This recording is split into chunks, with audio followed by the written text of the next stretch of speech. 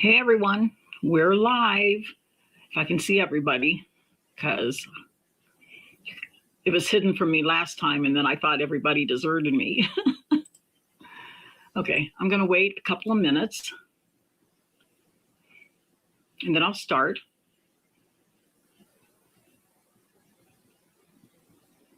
Let's see.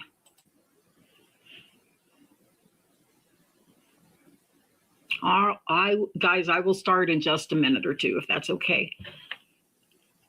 Because I'm only seeing one person in here watching. So, oh, good evening, Anne. How are you today?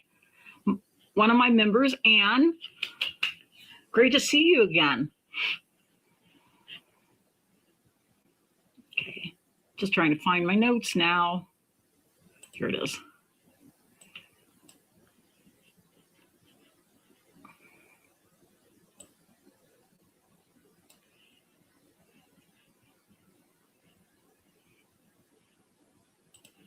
Yes, good evening, Anne. Glad you can make it tonight.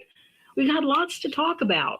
Well, as far as Shirilla, and everything, well, that never stops being a fascinating subject, does it? Unfortunately. So, okay, I'm going to start now, just so you don't get behind here.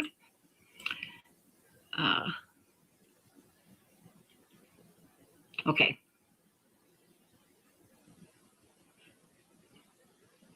Sorry, guys. Okay.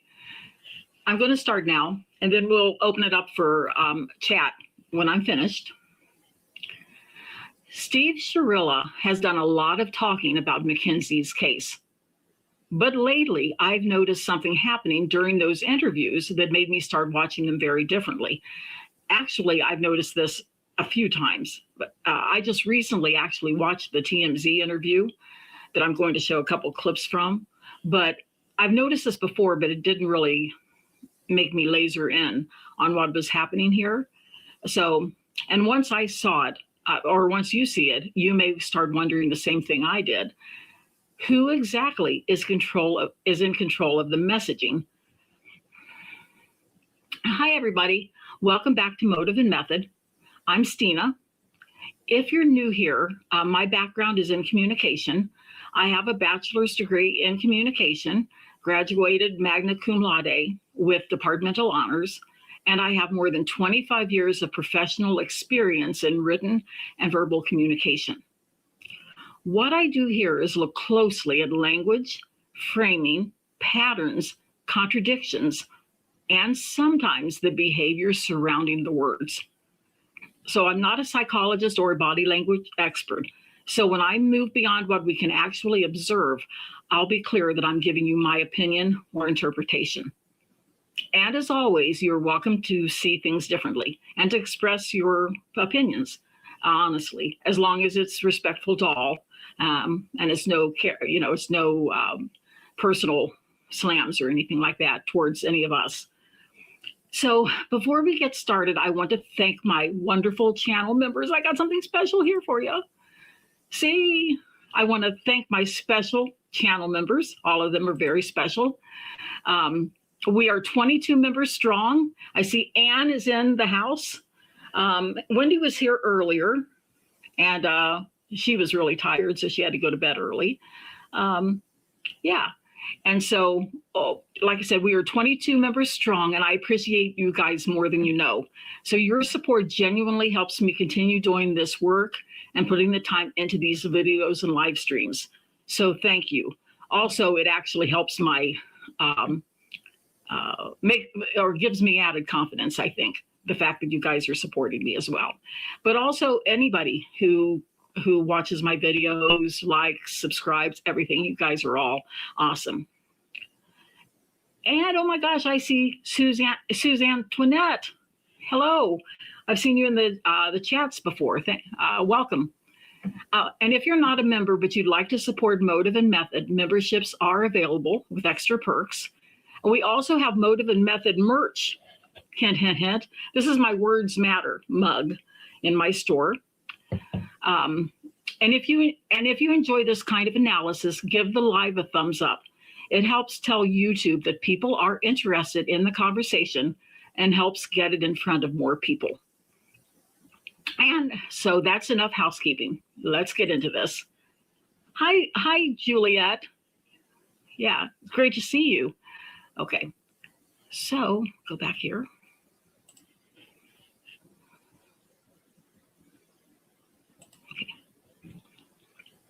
For those of you who are new to the Mackenzie Shirilla case, I want to give you just enough background to understand what we're talking about tonight. Mackenzie Shirilla was convicted in 2023 in connection with the deaths of her boyfriend, Dominic Russo, and their friend, Davion Flanagan. Prosecutors argued that Mackenzie intentionally drove her vehicle at high speed into a building in Strongsville, Ohio. The judge found Mackenzie guilty, and she was sentenced to 15 years to life, with the sentences for the two victims running concurrently. Mackenzie and her family have maintained that she did not intentionally cause the crash. And one of the people who has spoken publicly and repeatedly and loudly about that belief is her father, Steve Shirilla. I've covered Steve's interviews before because I find the way he communicates fascinating. There are certain themes that appear again and again. Steve says people don't know Mackenzie, but that he knows his daughter, and he questions the state's interpretation of the evidence. Oh, he doesn't, in my opinion, he doesn't just question their interpretation. He totally rejects their interpretation. He presents alternative possibilities, and he has been extremely vocal about his belief that the story told about Mackenzie is wrong. But tonight, I'm not primarily interested in what Steve is saying. I'm interested in something happening while he's saying it. And once I noticed it, I started seeing it repeatedly in the two main interviews, I think. So I'm going to show you 3 short clips in a row from Steve's interview with Chris Cuomo. Before I tell you what caught my attention, I want you to watch Steve for yourself, especially what he does when a question is asked or while he's answering. So here's the first clip. Sad and disappointing. What the heck is going on here? To have to be canceled by the mob is just sad and disappointing. Can you guys hear that okay? Because I can't get it any louder on my computer. Stop with your racism. Okay, so then here's the second clip. Just sad and disappointing. What is going on here? And just sad and disappointing. Yeah, that's a very short one. And now the third one. Sees a life after this? Does she think she's going to get out? I believe she sees a future. She's about to take classes. Okay. Now, let me pull this up.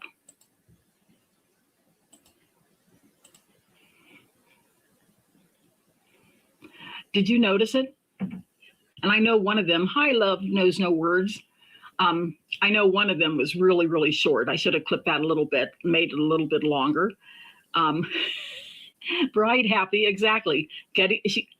Happy says, getting instructions from Natalie. I think you're exactly right on, girl. Yeah, so, and then when I first saw that, I'm like, what is he? I actually noticed it in watching a little bit of the TMZ interview, because he goes, he looks up really sharply. And I'm going, I knew he was looking at somebody that was standing up, apparently, because he had to look up. And I thought that was odd. So, and humorous, you got to laugh. So what, like I said, what kept catching my attention was that sharp glance upward and off camera, and particularly when it happens. Most of these, a question is asked or Steve is in the middle of answering, and suddenly his attention seems to shift somewhere else. Now, at the time, I didn't know what or who he was looking at. But I did notice that, and I knew he was looking at somebody because I didn't think it wasn't a glance that he would just catch something out of the corner of his eye or whatever. It was like I felt his look was laser focused for briefly. So, but at one point I thought I could faintly hear another voice in the background. And apparently Chris Cuomo noticed something going on back there too. So listen to this. And I know you guys have probably heard it before. Is that your wife that I'm hearing who's with you there? Yeah, yes. Now, look, that's totally fine. Tell her I said hello. She is welcome to join. She's welcome to join. I didn't want to box her out, just so you know. I'm welcome if she wants to talk. She's welcome. Sorry, I don't mean to smile or make light of this. She's my producer. No, I get it. She doesn't want me to say something that, okay. She is free to say. So I just got a kick out of Cuomo, caught him on that, called him out, not in a mean way, of course, but it was just so obvious what was happening. And yeah, love knows no words. Yeah, that's why Cuomo did a separate interview with Natalie, and he invited her on the show. She said she wasn't camera ready. Okay, so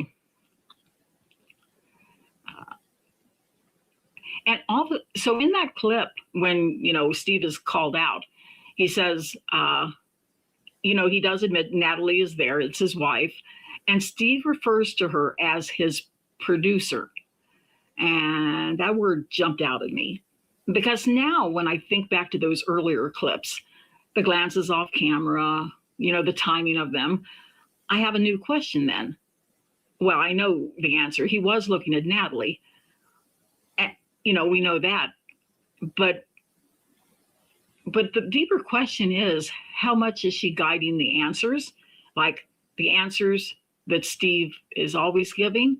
Although I would think she maybe wouldn't let him go on to give interviews as often as what he did, because Natalie seldom gives an interview. But she has a few times. But anyway, he describes her as the producer. And this isn't the only interview where I noticed the same kind of behavior. So let's look at another one. So this is his interview with TMZ. And I do think this was the first media interview he gave after the Netflix documentary came out. It's a different interview, but I want you to watch the same thing. Tell her that. Did you have talks with her about it? Yes, I've told her many times. Okay. Now I had no idea. So there's that. That's the first. He looks up. And he was also closing his eyes. And I don't know if that's because he's trying to remember what he's supposed to say or if he's trying to concentrate. So I thought that was a little bit odd. So here's the other clip from TMZ. I mean, I didn't know. I mean, yeah. So it's not really subtle either. So, okay. Pull this up.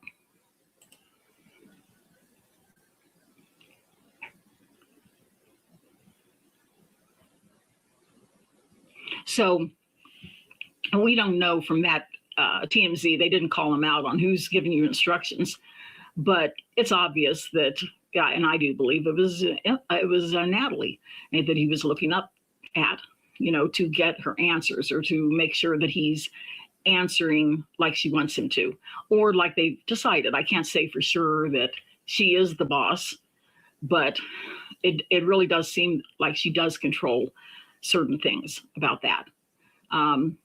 From everything I've watched, Steve and Natalie seem to have very different communication styles. In my opinion, Steve is more emotional and reactive, a bit of a hothead who doesn't seem to think before he speaks. He kind of blows up with whatever comes to mind at the time. Natalie, on the other hand, comes across as calmer, more measured, almost a director type energy. And there's nothing unusual about that, of course. Opposites attract. The interesting question for me is not whether Natalie reins Steve in sometimes. It is how much influence she has when Steve is speaking publicly about McKinsey's case. because helping him stay focused is one thing. Helping shape the message is another. And there's one more piece of their dynamic that I think is very telling. There's one more clip I want to show you, and the context matters. This is the first call from jail after Mackenzie was found guilty, so emotions are extremely high. Natalie is also very focused on everyone being careful about what they say. In this call, she keeps shushing Mackenzie. Now, we can't talk, Mackenzie. Kinsey, she calls her. We can't talk, Kinsey. We can't. So, you have to be careful. Then she explains why Steve isn't talking. So listen, and I know you guys have probably heard this before, but we'll play it. I love you too, Dad. This. What'd you say?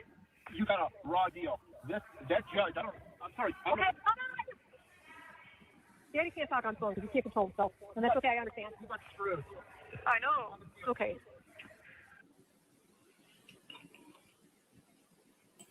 So, I don't know if you can hear that. I have to find ways to make the clips a little bit louder. I did lower my own volume, so it wouldn't overpower anybody, but I'm still messing with StreamYard. So there it is, though. She says, your dad can't talk because he can't control himself. And that stood out to me because it fits the communication dynamic we've already been talking about. Steve is more emotional and reactive. Natalie is the one trying to keep things contained. And later, when Steve starts doing media interviews, he refers to Natalie as his producer. Now, that doesn't prove she controls what he says, but taken together, it certainly makes the dynamic worth examining. So now we have a pattern. Steve repeatedly looks off camera, or at least he did in the 2 interviews that I've seen him do. In the one interview, we know Natalie is there, and Steve calls her his producer. We've also heard Natalie say, your dad can't talk because he can't control himself. So my question is simple. How much is Natalie managing Steve's public communication? I'm not saying she scripts him, but I do think it's fair to ask how much influence she has over the way Steve presents Mackenzie's story. Because if she's his producer, what exactly is she producing? And by the way, the word producer is still what sticks with me. Maybe Steve meant it casually, or maybe she was simply helping him behind the scenes. But if she does have a more active role in shaping how he presents Mackenzie's story, that matters. And remember, actually, Steve, I don't think, was in the courtroom, and neither was Natalie throughout the trial, because they were both expected to be witnesses. Steve, I don't think, was called, but Natalie was to the stand. So that's really the question I'm left with, and I thought it was fascinating, and get your guys' take on it. When Steve speaks publicly, how much of the message is Steve and how much is being managed around him? And this is why the difference between evidence and interpretation matters so much. Sometimes the evidence is small, so it can be a glance, a voice in the background, one word, producer, a statement like, your dad can't talk because he can't control himself. Those pieces can suggest a pattern, but a pattern is not the same thing as proof. So for me, the important question is always, what do we know and what are we interpreting? Because when we're talking about real people and a real case, that distinction matters. So now that ends the presentation. I want to hear from you guys and chat a while. What do you guys think? Do you think, well, my big question is, I mean, he has a mind of his own, I'm sure, but I wonder, he's the one that's given most of the interviews that have been really pounced on him. She has not given that many interviews except on JFK and Cuomo. And so I think it's interesting that you can't kind of keep him off the airwaves, although he hasn't given anything since Cuomo. So, oh, great point. Love knows no words. Do you think he called her his producer because he was embarrassed that he was caught? That's possible. I can see him doing that. It'd be like, She's my producer. Oh yeah, Sharon Obaxis. Truth. Yeah, that's a good point. Truth. Steve was kept out of the courtroom because of his outbursts. Yeah, true. He couldn't keep his mouth shut, I'm sure. And Juliet says, I do think he's always putting his foot in his mouth. Absolutely. I think Mackenzie takes after her dad, actually. I mean, that's probably where she gets it. But I do think, and I'm not a professional, I'm not a psychologist, but it does seem like Steve has an anger control problem. So he just spouts off all the time. Oh, Happy. Yes. Great point. She says it's all about control. Natalie controls him, and Mackenzie tried to control Dom. Good point. We do kind of get that from the way we were raised, what we see when we're growing up. Joe Smith, great point. He says, I think Steve has moments of more honesty than Natalie. That girl is going to be the death of me. You ain't got a daughter like mine. I remember that. Even admits she may be guilty of some reckless manslaughter. Absolutely, because I don't even think Natalie will necessarily admit that part of it. Yeah, exactly, Joe. He says, where Natalie won't admit to anything. Yeah. Hi, BB. How are you today?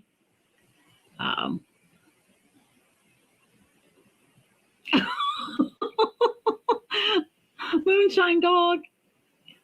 One of my wonderful members, she said, Steve is an aging anti-authority hippie.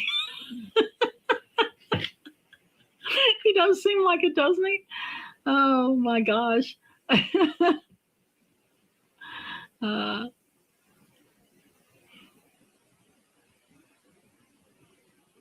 Yeah, love knows no words. I agree with you. She says he's terrible at giving interviews, so I don't know why Natalie lets him do them at all.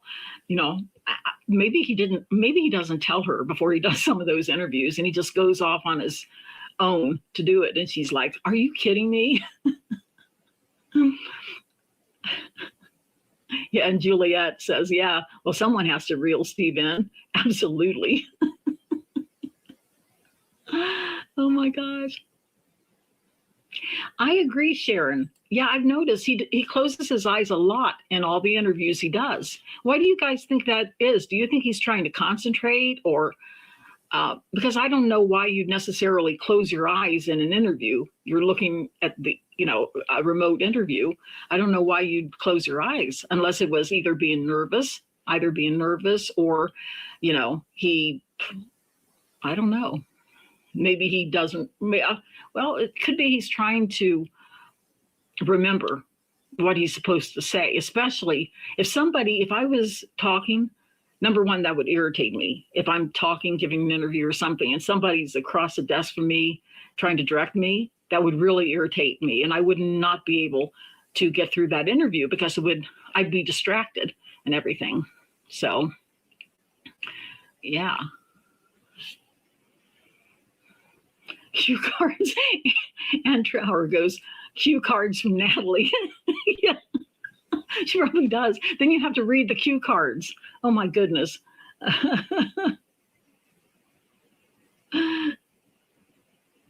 Yeah, I agree. Here, Sharon says, Stevie is a puppet or a marionette. Natalie pulls the strings.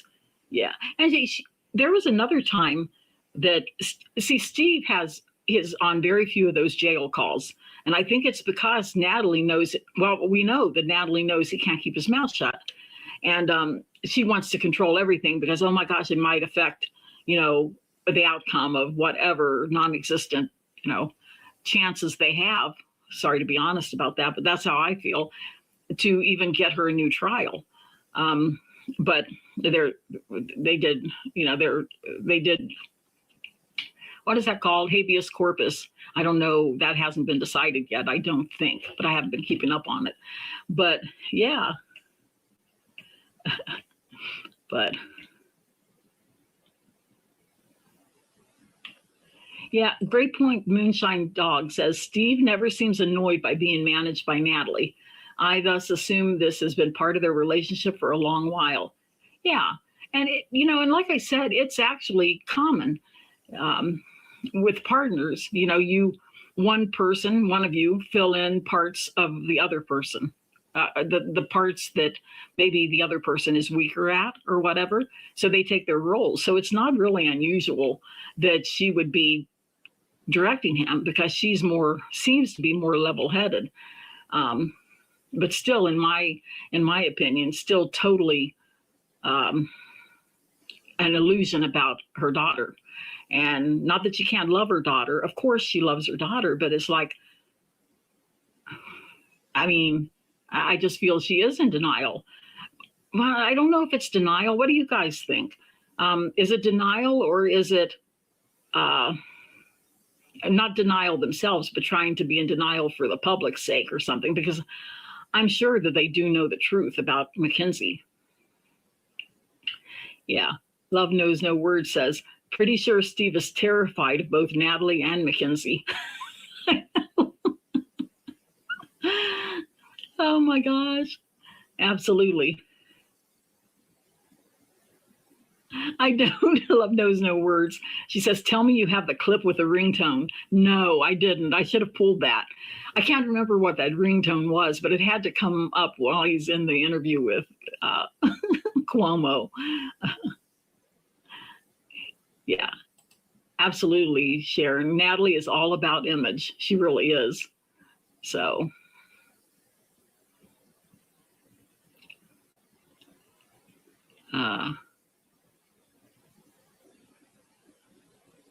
Yeah, Anne, that could be right. That could be it too. She said, Anne says maybe Natalie was coaching him. Yeah, I'm sure. But it's like, if somebody's coaching me, it's like, let's rehearse before I get on air, because you're going to make me really nervous if you're trying to coach me, because I can't concentrate on what I'm saying and what the interviewer is asking me if I have somebody off camera there trying to coach me and get me to say what they want me to say.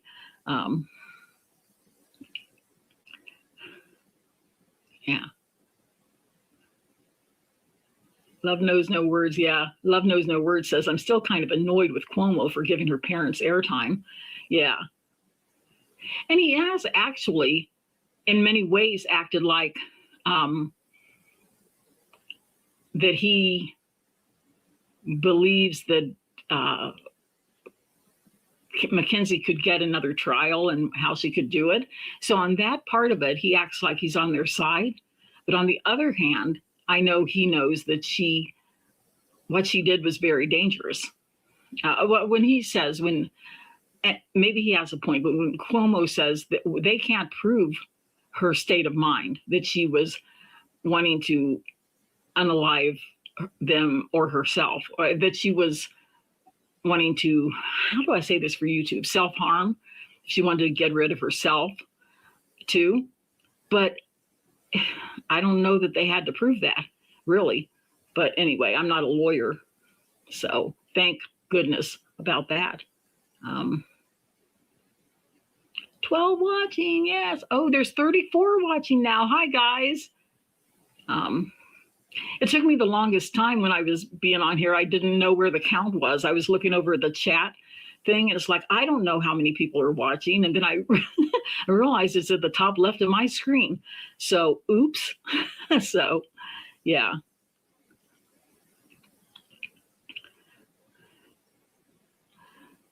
I'm just reading the chat here. Sharon says she has been following this case shortly after it happened in 2022. I never heard of this case before the Netflix documentary. And I live in Ohio, but I don't live close to Strongsville. But it's like, I was just shocked when I saw the documentary and everything. And it was just something. But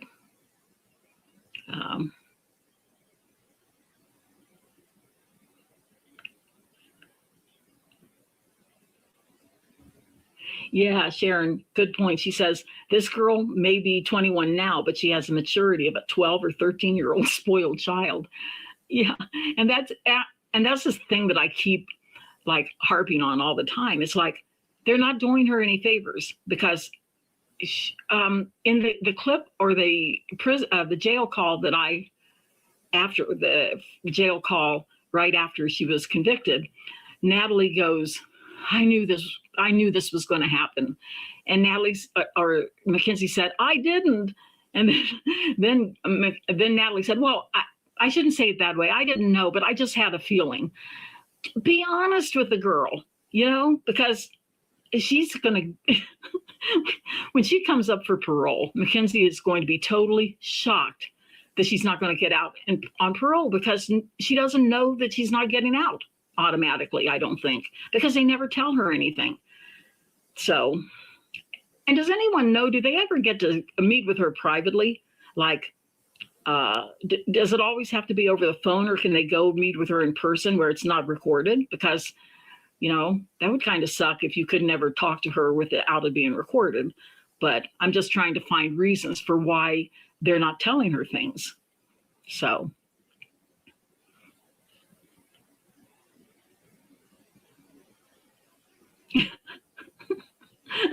Yeah, stop with your racism, says. You're cracking me up.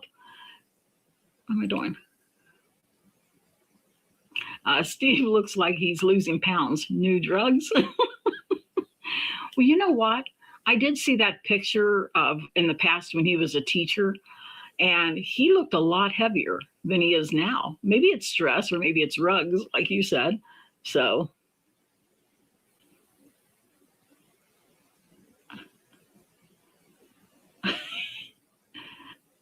Oh my gosh, Sharon, really? Sharon says she's only reading Harry Potter books, nothing to improve her education, develop some type of career. She doesn't even know what law book or library is. Oh my goodness. Well, I don't know if it's true, but I guess she paid students to do her schoolwork for her. Is that true? Because I heard that in passing. I can believe it. I don't think she's very I hate to say this, but I don't think she's very intelligent at all, intellectually intelligent, and maybe any other way either, because, she did run, try to unalive everyone at 100 miles an hour into a building. So that's not very smart. So.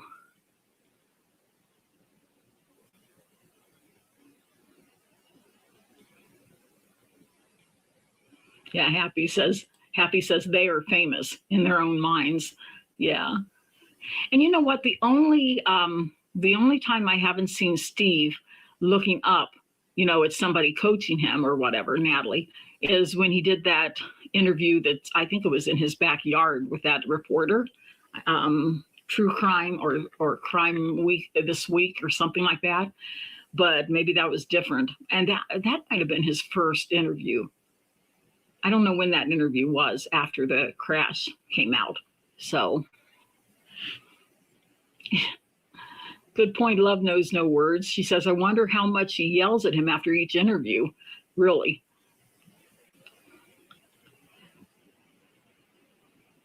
She does seem to control him. I really wonder, does anyone know how they even met? I wonder how how Natalie and Steve met to begin with.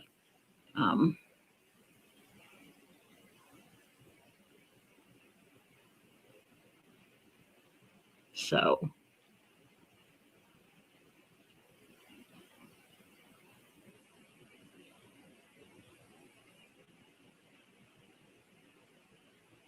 Oh, I remember that, Sharon. We have clips of that too. She says he would go to police stations yelling at the police.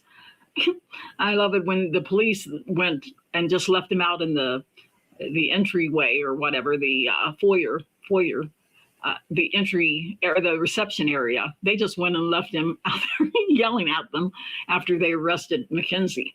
So.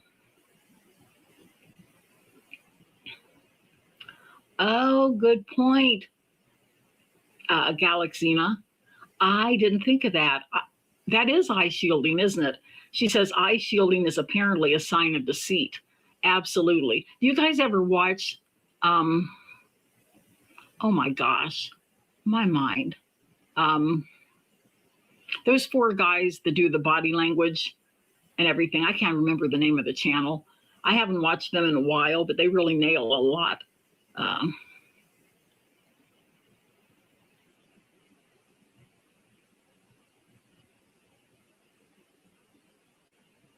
Oh, BB, great point. She says, I also believe that is why Natalie always speaks with Mackenzie, because she doesn't allow Dad to talk with Mackenzie, so he don't tell the truth. You know, he would probably tell her the truth, and Natalie won't let him because she's too busy shielding Mackenzie from reality, I guess.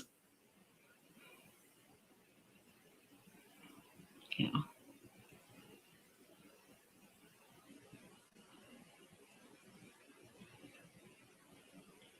I agree, BB. BB says, Natalie doesn't want Mackenzie to get upset, saying she is anxious. I believe that's a big part of it, because I think she knows how Mackenzie can just go off and do terrible, like spontaneous, destructive things. And I think she just doesn't want her to get upset and tell her the truth. She's either that or she's afraid Mackenzie is going to self-harm, and she doesn't want that to happen either. So, oh, Suzanne Toinette, great point. She says, I think on the inside, Natalie is enjoying Mackenzie locked up because now she needs her mom. And yeah, that makes sense, because remember there was something, the school records that was in the discovery. Mackenzie apparently didn't want to, she was going to move out of the house and not see her parents as little as possible. She was going to see them because she just didn't get along with them. So that is possible.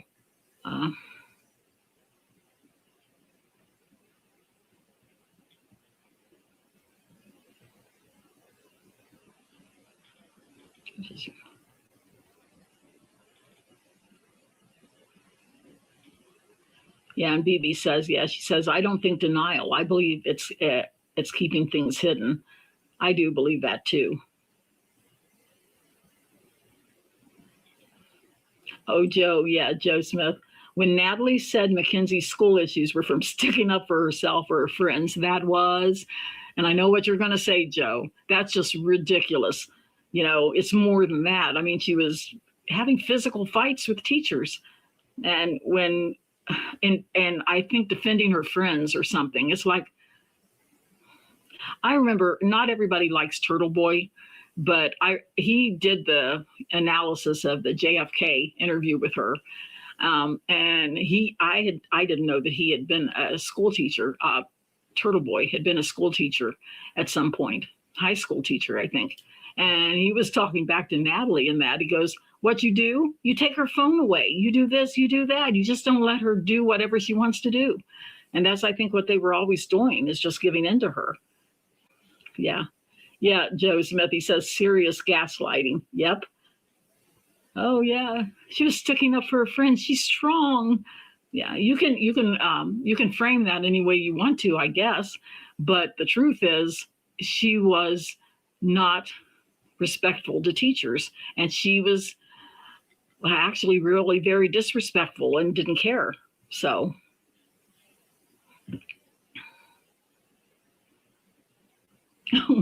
Nancy says, I think it's avoidance. He knows what he's saying is totally ridiculous and closes his eyes so he can avoid looking dumb. That is a possibility. Oh my goodness.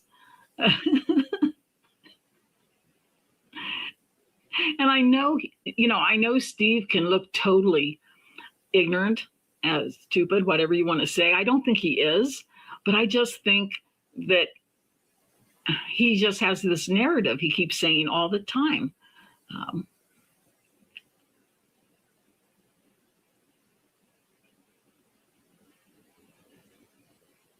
Oh yeah, good point. Love knows no words. She said, to be fair, he also interviewed Dom's sister, so I guess he felt he was being fair. I don't know. Yeah, that's possible. So yeah, great point, Love. Love knows. She says, Mackenzie thought she was eligible for the death penalty. I don't think anyone educated on what was going to happen, not even her lawyer.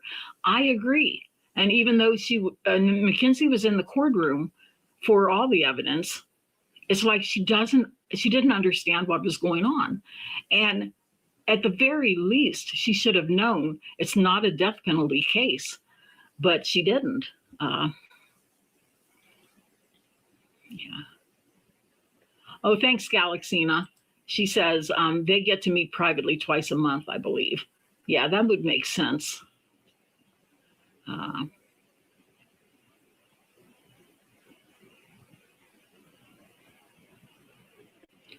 Okay. It says Moonshine Dog. Stina, can you share any insight into the mind of people like Steve who use so many absolute superlatives? Never, absolutely, saying it's a lie, difference of opinion, etc. Well, I'm not a psychologist, but I would say that in Steve's case, I mean, there are some people that always talk like that, like everything is, this is the way it is, cut and dry, superlatives, everything like that. And he could be one of them. But if he doesn't talk like that generally, then I think he's using that to try to snow everybody because maybe he thinks we're stupid. And he thinks if he repeats it enough times, we're suddenly going to believe what he says. I'm not sure, but good question, Moonshine Dog. Oh, Joe Smith, good point. You can't tell me Steve's anger isn't what ended his career at the TV station, right? Probably.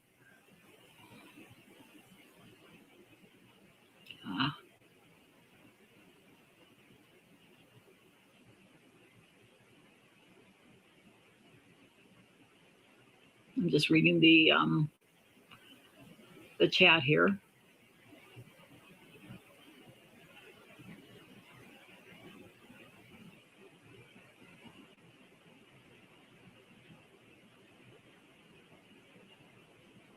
Yeah, Joe Smith, I agree. He says, I love when Steve denies a toxic relationship.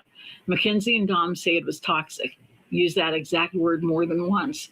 And when he says it was, I always get I crack up whenever I hear the one when Steve says, it wasn't, not tumultuous. Oh my gosh. It's not fun to get older because I keep losing, not my train of thought, but it'll be right in the tip of my tongue, and now I can't remember the word. What's not tumultuous, but you know what it means. It means the same thing. Oh, it wasn't that kind of a relationship. Well, when you're volatile relationship, it came to me. Well, then he goes on to describe a volatile relationship, getting together, breaking up, Dom bringing flowers the next day, blah, blah, blah, blah, blah. So.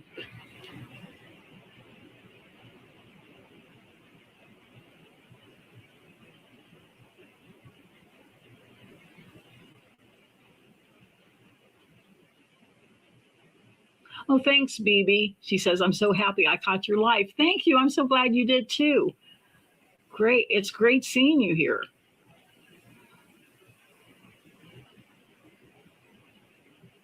Joe Smith, great question. He said, I always wondered if Natalie and Kinsey talked about Steve and Carney right around him and he was clueless. I really believe, because he said he doesn't know the language. And that he had also said that he was asked how young was Mackenzie when she learned it. And he said, I don't know. He said really, really young. So Natalie was teaching Mackenzie this other language when she was really, really young, which actually I've read that youngsters, young kids, children learn new languages really quickly than adults do. So, but I don't think I think he's clueless a lot of the time because he doesn't understand the language. And Natalie's kind of interpreting, like, she can, I guess what I'm trying to say is she can easily tell Steve whatever she wants to about what Mackenzie thinks because he can't understand the language, which is kind of sad when you think about it. Oh, yeah, midnight. Yes. She said, you were thinking of the behavior panel. They are fascinating to watch, listen to about body language. They really are. They did one about, what's her name? That the woman in, oh my gosh, I can't remember these things. The woman in Texas who unalived or was convicted of unaliving her two boys, two sons in Texas. And they gave a good reading on her body language because she still says, no, I didn't do that. I didn't do that. It's like, yes, you did. Yes, you did. So.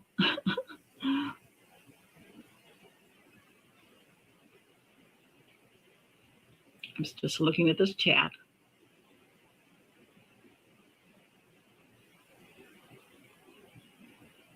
Oh, BB. I wonder, what do you think, guys? BB is asking, do you think Natalie kept Mackenzie away from her lawyer? That is very possible. She maybe told her he doesn't know what he's talking about, so don't even listen to him. So.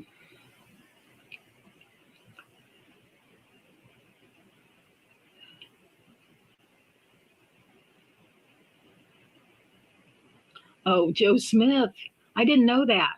Joe Smith says, in one call, Natalie said, be nice to Jim, the lawyer. So I imagine she verbally abused him too. Yeah, Mackenzie is an equal opportunity abuser, or an equal, whatever you want to call. Yeah, she abused everybody the same, I think. So, volatile. Yes, Moonshine Dog, thank you. Gosh, I knew it was like right on the tip of my tongue. And yet, if I was by myself and I was just, around the apartment or whatever, it would come to me. But if I'm actually having to think about it, find this word, it's like, oh my gosh, maybe I try too hard. LOL. So, yeah.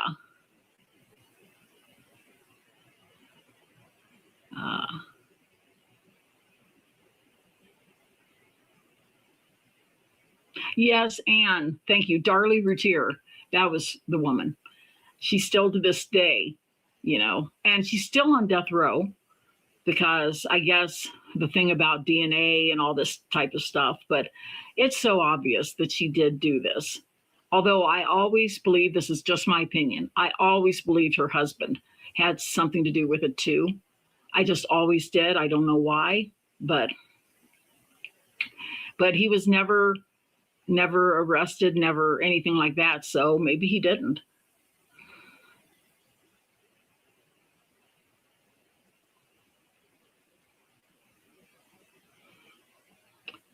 Oh, Love Knows No Words. She says, I'm not familiar with that case. One podcaster that does a really good job on Darlie Routier is Southern Fried True Crime.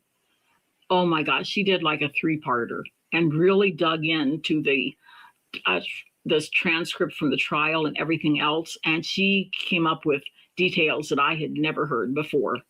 So.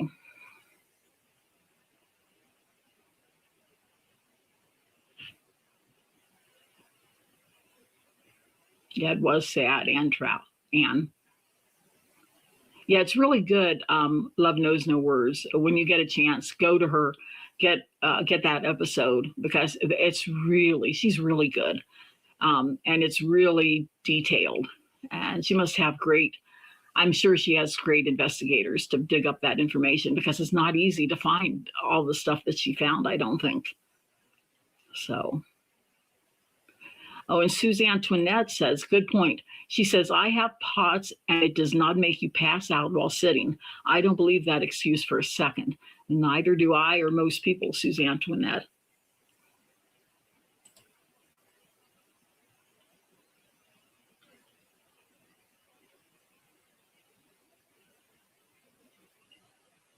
Just looking here.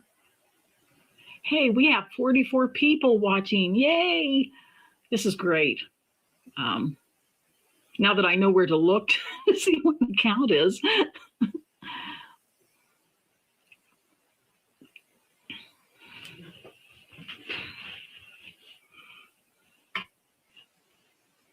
Yeah.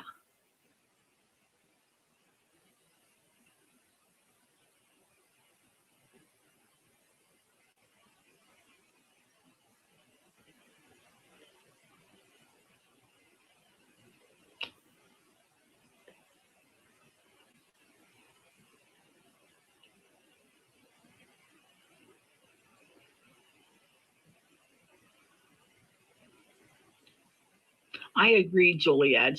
Juliet says Cuomo didn't do his homework for this case. I agree. Also, I don't want to get into back to doing this. Any of you that watched my in the beginning, my videos that I did on hidden true crime. Well, it's not a secret. I don't have any respect for Dr. John. I will not even call him doctor. And Cuomo had him on to discuss the Mackenzie Shirilla, and then he had the one which the pregnant woman that's another maternal instinct. And John just acted like he didn't give anybody could give the answers he gave. It's like he didn't do his homework. And I have noticed that a lot in the few times that I have checked on the channel, that he doesn't do his homework on it. And I'm thinking, that's your only job, except raising your child. But I mean, he's not working any place. So I would think, and I'm sure they have investigators too, although I could be wrong. That's just I'm just going on a ramble here, but I just had to share that because I was just shaking my head about that one.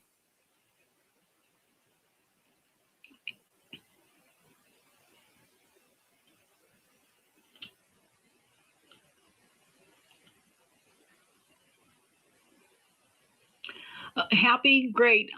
Nice to see you. Thank you for stopping in. Bye. Yeah, and we probably should wrap it up. It's been almost an hour. Man, that goes really, really fast. So anyway, be sure to like, share, subscribe. Also check out the merch that I have. I added a lot of interesting items there. What else? And memberships are available if you want to more directly support the channel. I would really appreciate it. So I will let you guys go. And thank you all for stopping by. I really appreciate it. I have so much fun with you guys. It's so fun just to be on here and see everybody. So I will see you guys on the next one. And I hope you guys have a great rest of your weekend. Bye.